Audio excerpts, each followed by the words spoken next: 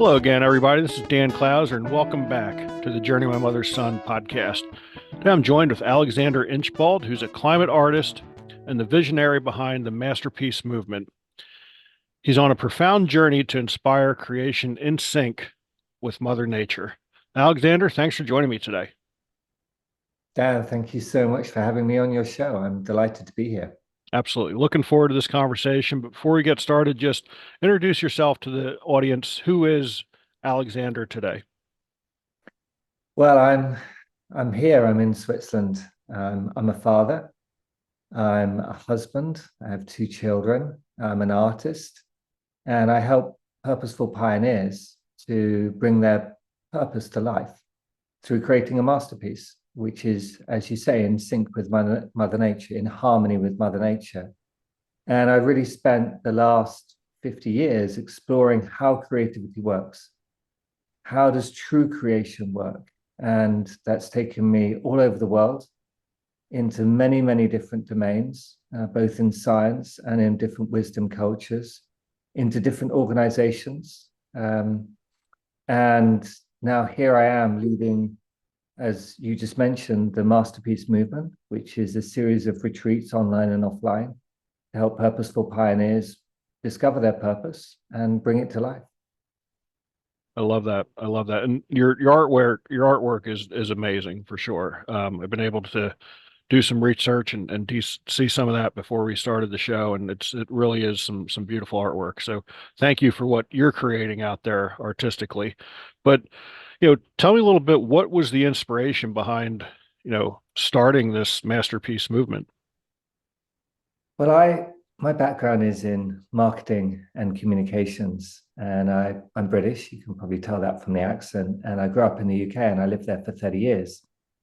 And at the age of 16, my dad came to me and said, son, I think you want to be an artist, but I've just spoken to your art teacher, and I've just spoken to your mother, and we don't think that you're going to make enough money as a professional artist. And, my dream of going to St. Martin's in the Field, which is one of the best art schools in the UK, I didn't think I could do it without his support, without the funding that came from the good old money tree. And he persuaded me to go into business. So that's exactly what I did. I changed direction at the age of 16. I went into business school, and I came out and I went into marketing, and I went into communications. And when I was 29 and a half, I left the UK, having worked on some pretty big campaigns, and moved to Switzerland. I moved to the Alps because I just love the mountains.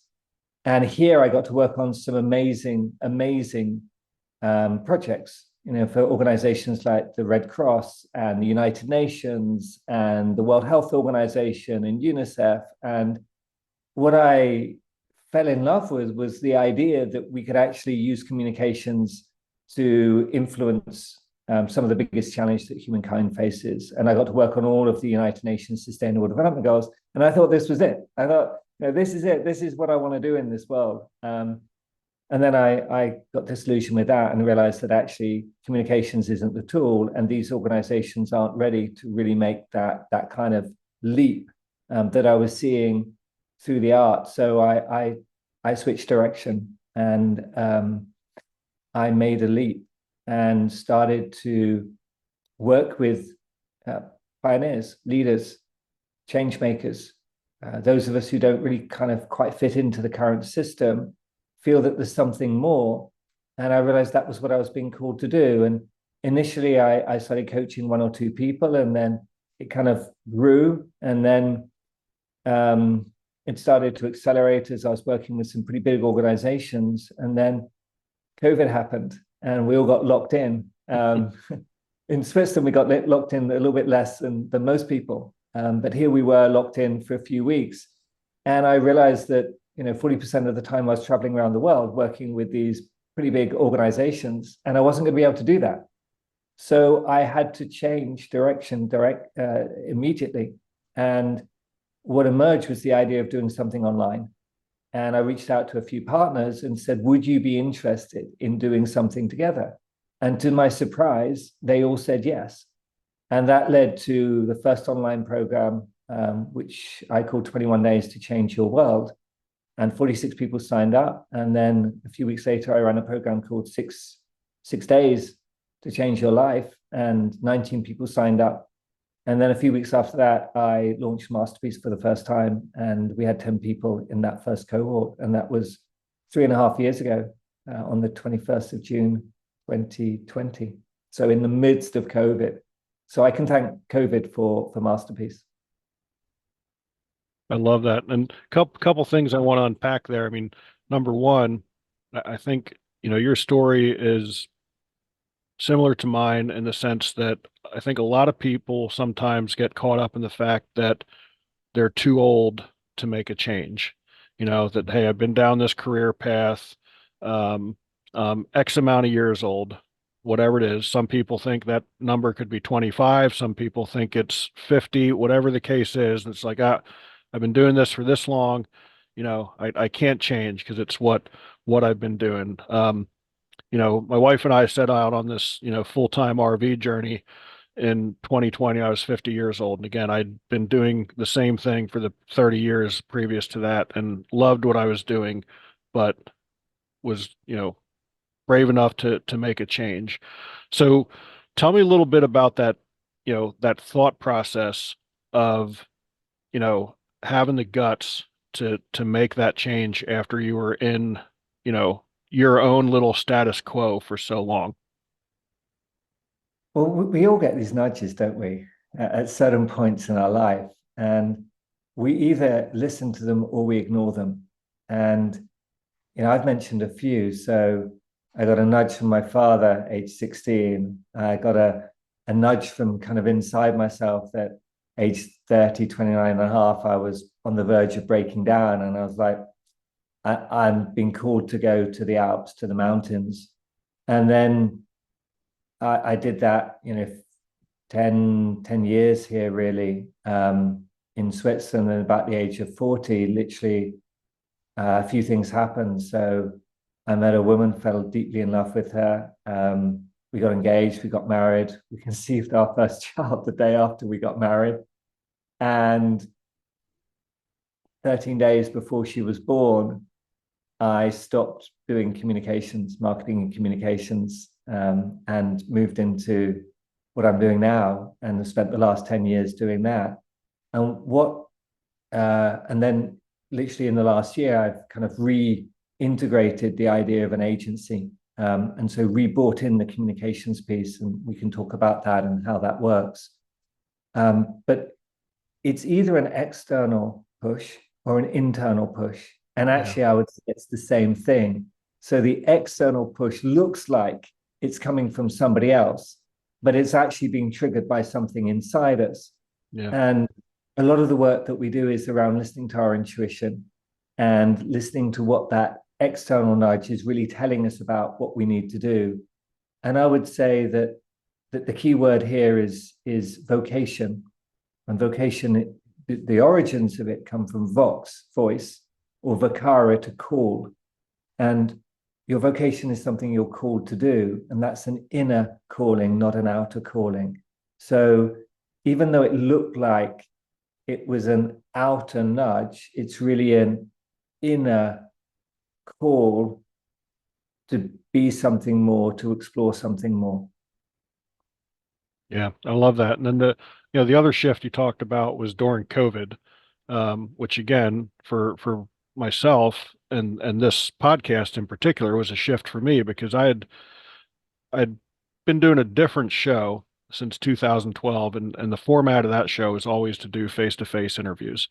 And when Sandy and I, decided to set out on this journey, it was really about, doing a show that where I'd interview people that we would meet on our travels, whether in a campground or, wherever it was, and tell their stories and sit down and have a face-to-face conversation. Well, again, when COVID happened, um, face-to-face conversations weren't really taking place a whole lot. So it, it made me shift to technology and now conducting interviews over Zoom like we're doing now, which, initially I was uncomfortable with, but by embracing that change has allowed me to expand, you know, my guest list, in a huge way. Like you and I aren't going to bump into each other in a campground.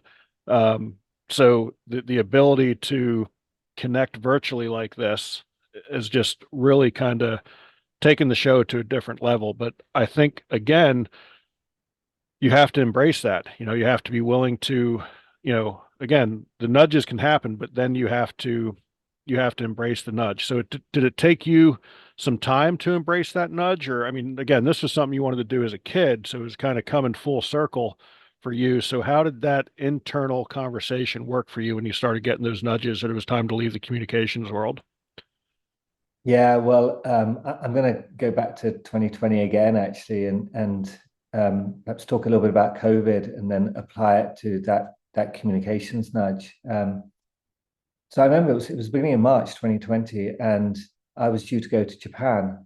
I do a lot of work with a partner in Japan, and I phoned my partner Tamami the day that I was supposed to be on the flight, and she said to me, "Aren't you supposed to be on this flight?" And I said, "Yeah, but if I get on the flight, I know I can get there, but I don't know I can get back. And I have a family, and my family needs me here." And she said, "Well, what's going to happen to these 15 people who are coming to this retreat this weekend?" And I said, "Well, I'm gonna sit here, and you're going to be there, and I'm going to run with the retreat from here." And she said, "How's that going to work?" I said, "I don't know." Anyway, they sorted it out. They had me on a big screen, and they zoomed me in to this physical setting. So they weren't shut down yet in Tokyo, and they were in a hotel in Tokyo, and here was I sitting literally in this chair in Switzerland. And she said to me, "Well, how's this going to work out?" I said, "Well, look, I'll get up at 4 o'clock in the morning, which is midday your time, and I'll run the sessions in the afternoon and the evening." She said, "Well, how's that going to work out in the morning?" I said, "Well, you're in a spa hotel, send them to the spa." She said, "I can't do that. This is Japan. There's an expectation Right. that something's going to happen in the morning."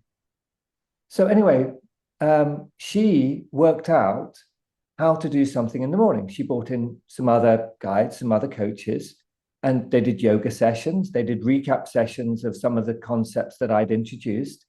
And she also introduced some of her content.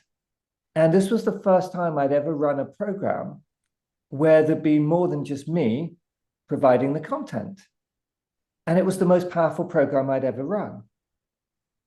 And so there were two insights here. The first insight is that it's not just about me. Yeah. Masterpiece is actually about a group of people, and the power is in the different perspectives, and each of us bringing a different perspective. But the real insight that I think you're touching on is that actually you can do this work at a distance. So I've just come off a call with 10 people. A couple of them were in North America, one of them was in Africa, and the rest of us were in Europe. Now, between us, we were thousands of miles apart. But what was amazing is that when we really went into some of the kind of deep stuff we were doing, we could all feel what was going on. And it didn't matter where we were, but we could feel a connection. Now, we can put a label on that connection, but I'm really not interested in the label. I'm interested in the connection.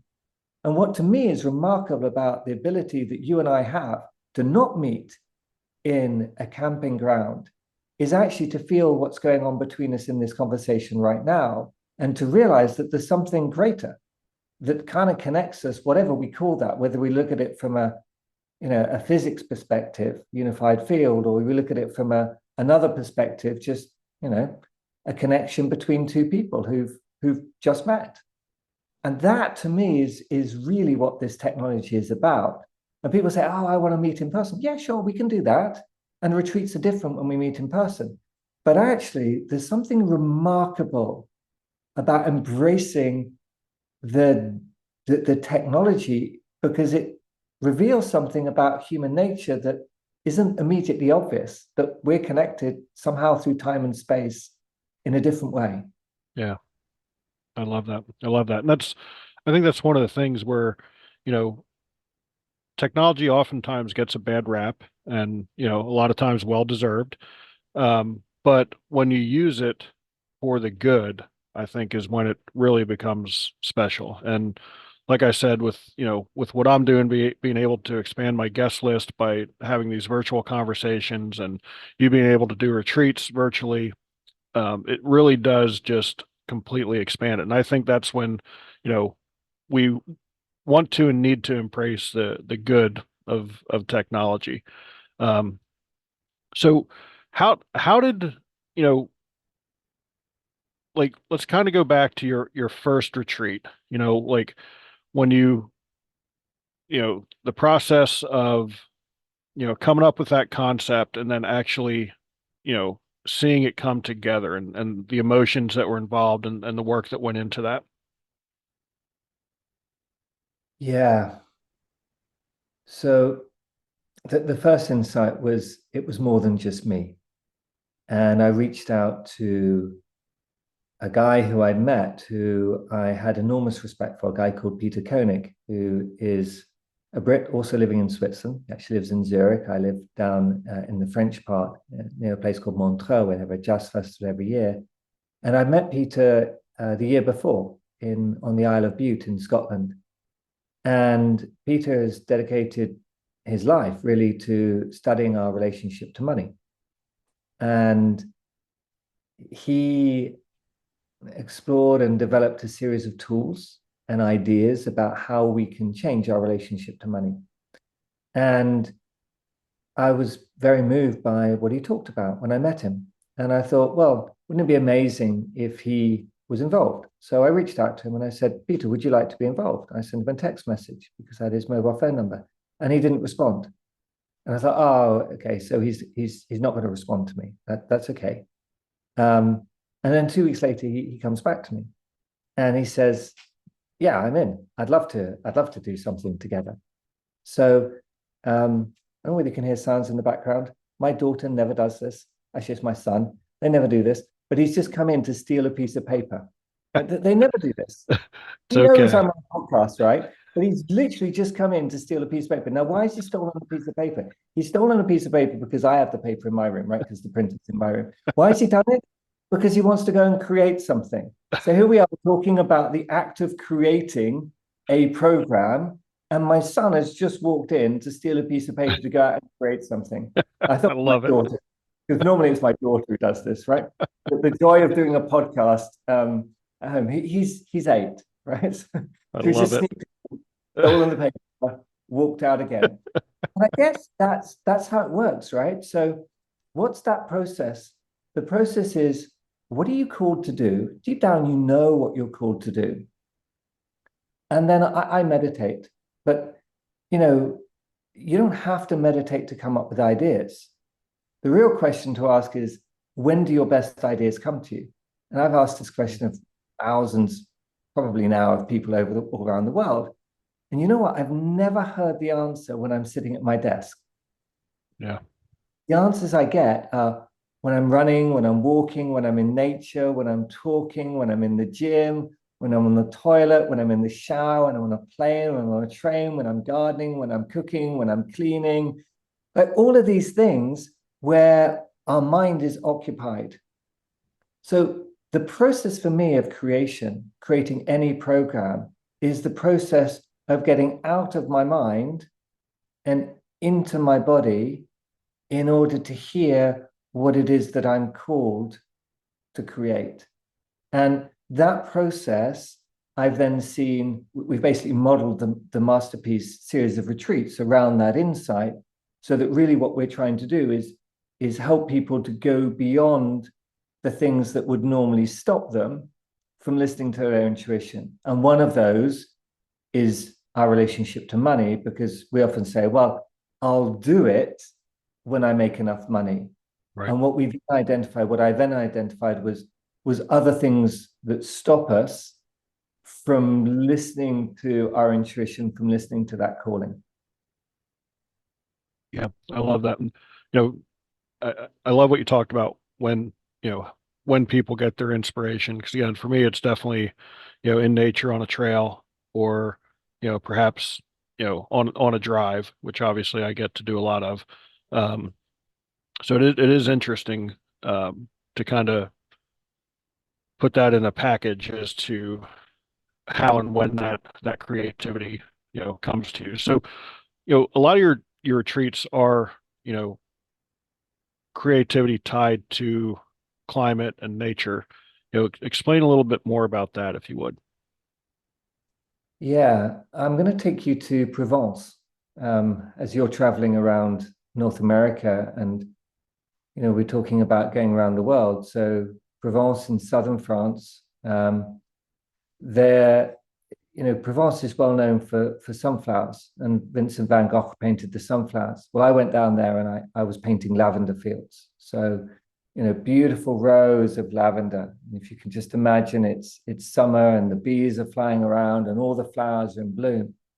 And I started painting this lavender field. And we're going back just over 10 years now. And I'm there, and the Mistral wind, which is the wind in southern France, is blowing. And it's blowing into the canvas. And the canvas is vibrating, right? And it's moving like this, backwards and forwards. So this is the side of the canvas. The canvas is moving like this. And I'm bringing the paintbrush to the canvas, but the canvas is knocking into the paintbrush. In other words, I have no control. And I tell you, Dan, I started to get frustrated because I'm like, I've spent this time, I've dedicated this time, I've driven 6 hours down to Provence. I've set myself up in this field. It's this perfect view. I've got this beautiful tree. I've got these rows of lavenders. I'm on top of a mountain. It's stunning. It's beautiful. And the wind is blowing and I have no control. So I start talking to the wind. I'm like, what are you doing? Then I start getting annoyed with the wind, like it's still doing it. And I start shouting at the wind. So this is crazy Brit, right? In a field of lavender, shouting at the wind, what the hell are you doing? Now, of course, that is not a state of creation, right? That's in fact the opposite of a state of creation. So you can imagine what's happening on the canvas. It's like it's not working. So I gave up. 3 hours into my painting, I gave up, went home, or went to the Airbnb where I was staying, stayed the night. Following morning, I hid from the wind. I was like, I'm going to hide in a little hollow, and I painted this painting, and it was okay. And I'm like, okay, I'm done. I jump in the car, go and have lunch, put into my GPS, back to Geneva, which is where I was living, and it says there's a delay on the autoroute to Slay, which is the main autoroute back to Geneva, or back to Paris actually, but you turn off to go to Geneva. And I'm not sitting on the autoroute for 4 hours being delayed. That doesn't sound like fun. So I put a deviation in, and the deviation sends me right back where I painted the previous day. And I'm like, is this a sign? You got signs earlier. Is this a sign? So I kind of drive in, and I'm like, well, maybe I'll just set up the canvas. So I set up the canvas, and I sit down and I still my mind. And this insight came over me to paint.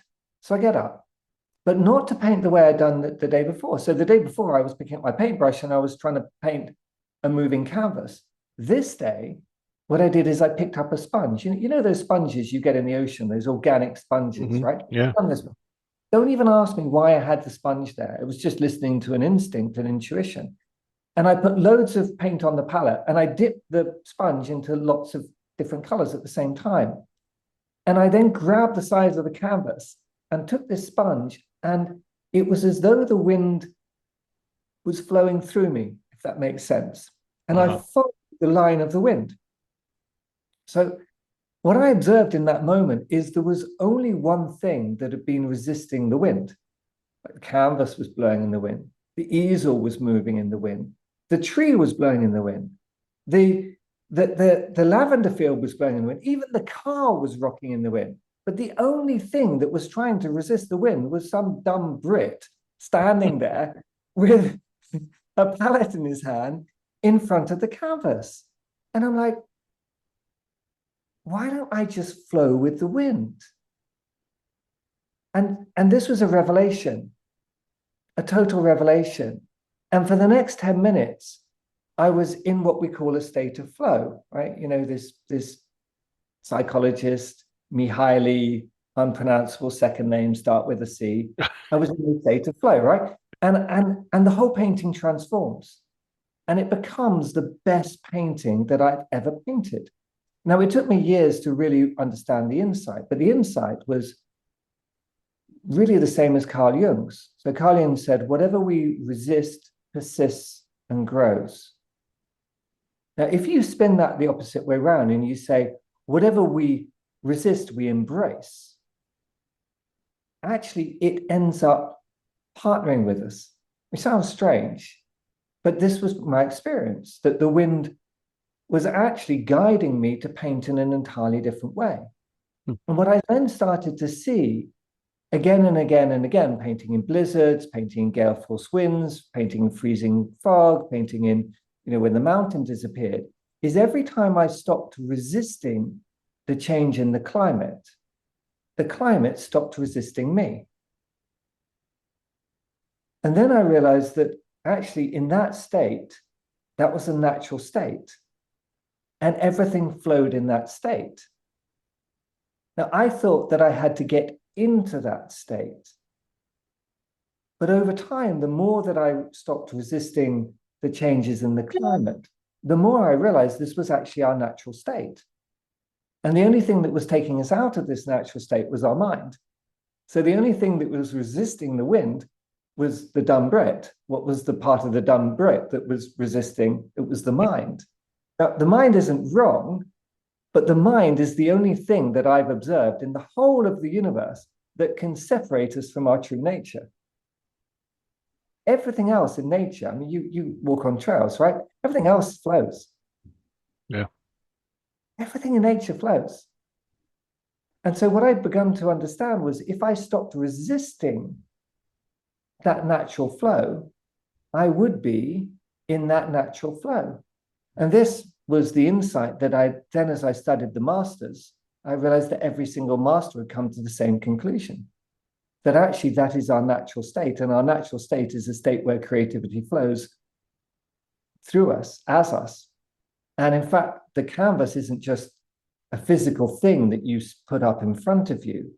Actually, the entire universe is a canvas, and we're creating on that canvas all the time. It looks like we are creating something many times that we don't like, but actually we're still creating it, and we're creating it in order to transform something, transform our relationship to it. Yeah, I love that. So, do you believe that you find creativity or creativity finds you? What a great question, Dan. I think it's both. I mean, Yeah. for me, creativity, we find creativity, the mind perceives that we can find creativity. But when you go beyond the mind, you realize that you are creativity, that creativity is a natural force. Sir Ken Robinson in the most watched TED Talk said, the title of it is Do Schools Kill Creativity? And my answer to that question is no, because you can't kill creativity. If you kill creativity, you're dead. Right. Creativity is actually the force that flows through us. So you can suppress it, you can block it, you can stop using it, but it's still there. Yeah. And the only thing that will stop it is the mind. So it's both. The mind can choose to search for it, go after it, but actually at a certain point, you go beyond the mind and you realize you are it, and then it just flows naturally at will. Yeah. I, I Does that love that. resonate? Yeah, definitely. Especially as, from an author's point of view, different type of artist, so to speak. I can definitely resonate that for sure. I think it's definitely a combination of the two. When you were younger, um, who were some of your influences in your art at that time? The big influence, we're going back to 1991, there was an exhibition at the National Gallery in London by Claude Monet. And I went to that exhibition and I was just blown away, literally blown away by the colors and the landscapes. And I at the age of 16, I was inspired enough to create a piece inspired by him called Le Pont at Argenteau, and I created this painting. And it was immediately after that my dad said to me, you know, you're not going to make enough money as a professional artist. And then I changed career. But you know, it may sound that I'm being negative about my father. Actually, it was both the worst thing and the best thing that anyone could ever say to me. Worst thing that, you know, I changed direction, but best thing, I wouldn't be having this conversation with you. You know, maybe he was right. Maybe I've been an average artist, and here I am, you know, helping people to unlock their own creativity. I think one of the artists that I didn't follow for a while was Vincent van Gogh. And I think I was put off by his perceived craziness, that here was a guy who, you know, famously said, I paint with my heart and soul, and in the process I lost my mind. And the colors, the vibrancy of his painting, and the state of his mind, I think I resisted for many years. And it was only later that I begun to realize that actually we can either use our mind to go into that craziness, or we can use our mind to go into a place of prosperity and abundance. And it appears that there's a choice. Actually, our natural state is a state of attunement with Mother Nature. That's our natural state. So it's not like really a choice. It's actually when we just let go and we stop resisting, we're in that natural state. So those would be the two artists that particularly inspired me. There are others, you know, Rembrandt, the contrast between light and dark. I went to Amsterdam when I was relatively young. I was really inspired by his work. And then more recently, if you look at the trajectory all the way through from Michelangelo all the way through to perhaps Marina Abramovich, you know, the artist is present at the Museum of Modern Art in New York, you can see that there's actually a trajectory all the way from Michelangelo through Rembrandt, Monet, Van Gogh, to Abramovich, and you can pick out other artists in between, and each of them are really saying the same thing. You know, what's Abramovich saying? She's saying the artist is present. Well, who is the artist? She's saying, I am present, but in my presence, you may feel something inside you. So, you know, she famously sat in MoMA in a chair for 16 hours a day, and there was a table and a chair opposite, and they had a queue around the block waiting for people to come and sit in the chair opposite. And some people sat there for a few seconds, and some people sat there for an entire day. And what those people experienced was transformations. And so the question that I really feel that Abramovich was asking is, who is the artist? And the perception that we've had is that an artist is somebody who creates a painting or a sculpture. But actually, I think what Abramovich was saying is, we are all artists today. As Seth Godin said in his book Lynchpin, everyone is an artist today.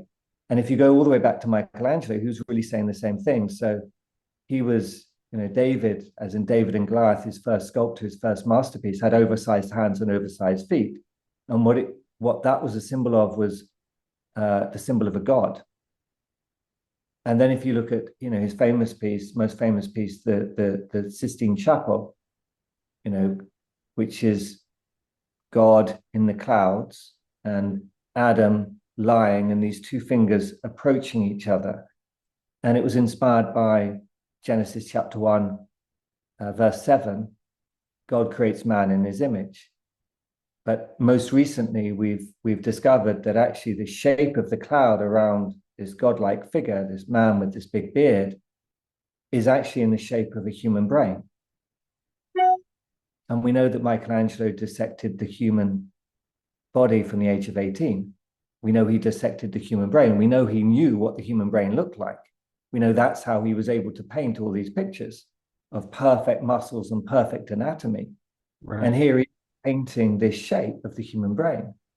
We also know he was in the Medici court from the age of 16, surrounded by what would have been called then heretics. These were people who created the Protestant Reformation, and the Protestant Reformation was about shifting from a God out there to a God in here, from a impersonal relationship to God to a personal relationship to God. So what was he really saying? Perhaps he was really being a heretic and saying that it's not God creates man in his image, but man creates God in his brain. In other words, both of them are saying, in my opinion, that there is something inside us, an artist inside, we might call it, or the inner game, as Adams and Anderson put it, that has this unlimited potential, has this creativity, and we are that. And those artists throughout history have really been saying the same thing, provoking us to awaken that artist inside. And for me, that's what I see and perceive my role, my purpose is to awaken the artist inside all of us. I love that. I love that. So what all do your retreats involve focus more on the in-person retreats when someone gets there? So we came back from a retreat in Belize last year. It's called Deep Dive, and I run that with a partner, Jack, and another partner, Karen. And we fuse diving, scuba diving, with this kind of work. So the great thing about diving, if you've ever dived, is that you go into a different world. And that kind of literally we experience something different. We experience the world beneath the waves. And then we come out and we look at our purpose. Why are we here? Who are we? We look at what we are called to create, our masterpiece. We look at our mission. What's the top of our mountain? We look at the trajectory to get there. And then we look at the things that stop us from doing that. So we look at our relationship to money. We look at our relationship to time. Because most people say, I'm not going to create my masterpiece because I don't have the time to do it. I'll do it when I have more time. We look at our relationship to power because we often presume that power is something outside of us rather than unlocking the creativity inside of us. And we look at our relationship to love because often we depend on another and we say, well, I'm not going to do it because other people will think I'm crazy if I do it. So we change our relationship to those 4 different dynamics, our relationship to time, power, love, and money. And by doing that, we help us to then listen to that inner voice, that inner calling, and it starts to become clear what it is that we're called to do. What is the summit of our mountain? What is the pathway to get up that mountain? And then we help people to bring that to life. So we help people now, and this is the reintegration of the previous work I was doing. What we're now doing is we're helping people actually to communicate their masterpiece and to develop a regenerative business model in harmony with the way that the universe works, which is then bringing money into their ecosystem. So it's really a sequence of retreats. So if you take the one in Belize, we were focusing on purpose and potential. The next one in the sequence is then looking at our mission and our masterpiece. The next one in the sequence is then looking at our communications and what we are called to bring into the world and how do we consciously do that. And then the 4th one in the sequence is looking at our relationship to money and how do we ensure that money is flowing through that system in a way that is not just sustaining us, but regenerating us, our family, our community. So that's kind of the sequence that we tend to go through.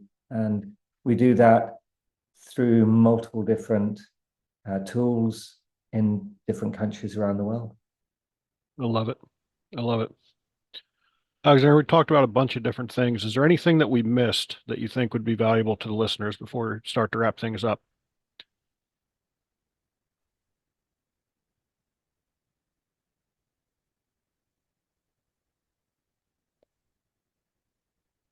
I think I've said it implicitly.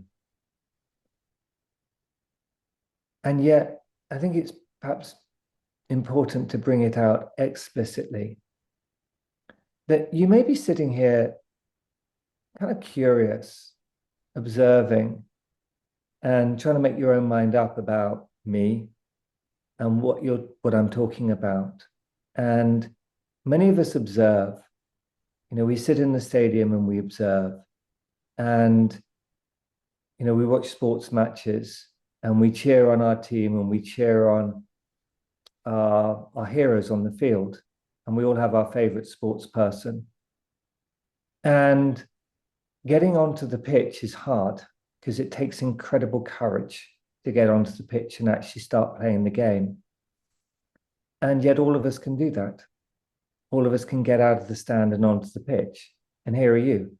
You had the courage to get out of the stand, get into an RV and travel around North America. That took incredible courage to do that. And I don't underestimate that.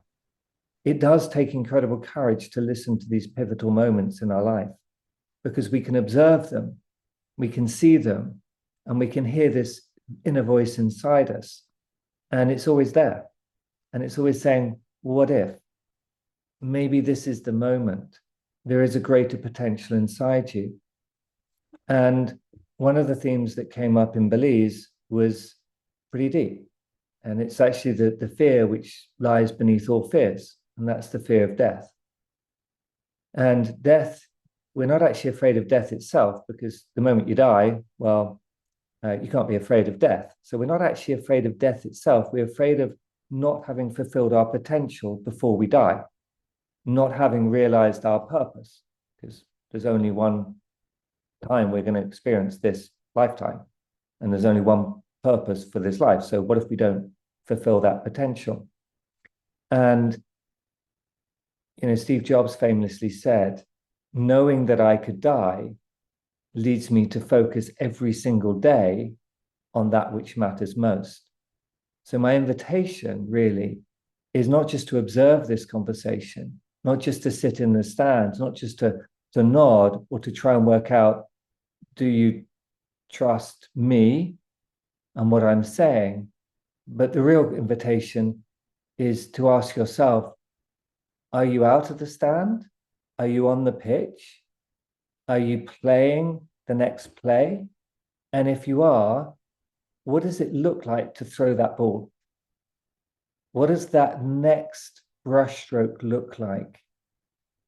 Because we don't need to focus on the entire canvas. It's just the next brushstroke, just the next play. And that courage, I don't underestimate it. It takes courage. But if there is an inner voice saying to you, what if?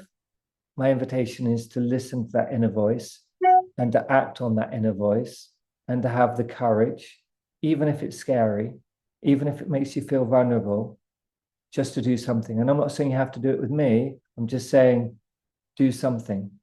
Right. Because you deserve it. I love that. That's a great message. It really is. Because I think all too often people think that we have more time, and that they can wait till next year to fulfill their purpose. They can wait till next week, and we don't always have next year. We don't have next week. Some of us don't have tomorrow. We just don't know it yet. So I think that's a great message. So Alexander, if somebody wants to reach out to you, get involved in the retreats, just have a conversation with you, how do they find you on the internet? Yeah, just go to the masterpiece.agency. So the masterpiece.agency. And on there, you'll find a link with retreats, and you'll see all the different retreats we're running. Everything from masterpiece creation. The next retreat is in Japan. It's called the Samurai. And we go there because we get to work with the samurai, and we get to really embody that energy, which most of us have rejected. We've rejected that, the warrior inside us. And there's also, you'll find a contact button. And if you click on that contact button and you feel called, you'll find that there's a link there to set up a call. And I'd only invite you to do that if you feel that this message has really resonated with you, that it resonates deeply with you, and you're feeling that there is that inner voice and you want to make this play. You want to throw that ball. You want to start playing the game. And if that's you, then I would love to talk to you. This journey isn't for everyone. Let's be really, really clear. It's only for those who have the courage to get onto the pitch and to live their life and to bring their purpose into the world, bring their purpose to life. I love that. I love that. So, Alexander, that brings us to our final question. As you know, the subtitle of the podcast is Many Little People in Many Little Places, which comes from the opening lyrics of the Michael Franti song Gloria, which go, when many little people in many little places do many little things, then the whole world changes. So it's one of the little things that Alexander does on a daily basis to make the world a little bit better place. I spend time with my children. Daniel is 8. He walked into this room, as you heard. Sasha is going to be 10 on Saturday, and both of them are little creative geniuses in their own way. Sasha is constantly drawing, constantly creating. On my desk here, I have all of the little things that she put in an advent calendar that she created for me before Christmas. There were presents in there, little images, and just spending time with my children. There were videos as well. This video for my wife. Just spending time with my children and having a laugh. And on the face of it, that sounds like nothing. But actually what I've observed is that it doesn't matter who you are having fun with, as long as you're doing something that you love, you are putting out an energy into the room and an energy, an emanation into the universe. And we have no idea the power of that. Yeah. We do know the power of our mind, and we've measured that scientifically. What we don't fully understand is the power of a single thought. We see it in the world outside in resistance, but actually, just as you say, a tiny action of having a laugh with my children over lunch. I get to work from home, so they come back every day for lunch. That to me is a tiny action, and I have no idea the ripples that sends out into the universe, but I love it. Yeah, no, that's a great answer. Great answer. Alexander, really appreciate you taking the time. This is a great conversation. I think listeners are going to get a lot out of this. I hope some of them reach out to you and get involved in some of the stuff you're doing. For those out there listening, be sure to check out my other podcasts and blogs at journeymymotherson.com. While there, pick up a copy of one of my books. And again, Alexander, really appreciate the time. This is a great conversation. Ben, thank you so much for having me on your show and your podcast. And I really appreciate it and love everything you're doing. And I'm sure our paths will cross sometime soon. Absolutely. Really appreciate it. Thank you.